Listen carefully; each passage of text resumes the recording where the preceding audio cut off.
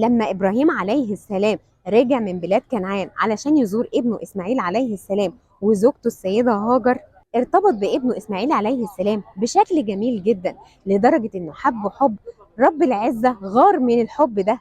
فبعت رؤية لإبراهيم عليه السلام، ورؤية الأنبياء حق، يعني بتجسد الحقيقة بالظبط. فتخيلوا الرؤية كانت إيه؟ إنه يذبح ابنه إسماعيل عليه السلام.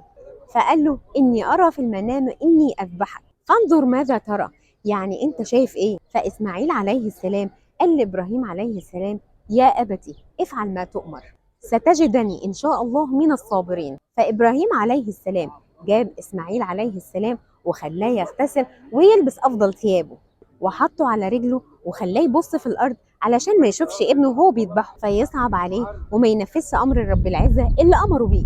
إبراهيم عليه السلام ضغط بالسكين على رقبة ابنه إسماعيل، ولكن رب العزة أمر السكين إنها ما تذبحش، وقلبه على ظهره ومشى السكين على حنجرته، ولكن برضو السكين مش راضية تذبح. في الوقت ده إبليس اللعين كان بيظهر لإبراهيم عليه السلام، وكل شوية كان يقول له: ستقتل ابنك. وإبراهيم عليه السلام كان بيرجمه بالحجارة ويقول له: اذهب يا لعين. ومن هنا اشتقت مناسك الحج، إننا نرمي الجمرات اقتداء بسيدنا إبراهيم عليه السلام. نكمل الحكاية.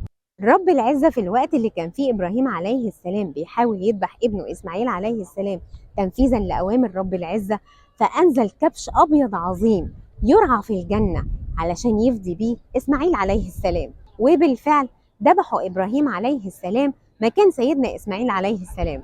بس المهم بقى إن انتوا تكونوا عرفتوا إحنا ليه بنرمي الجمرات في الحج.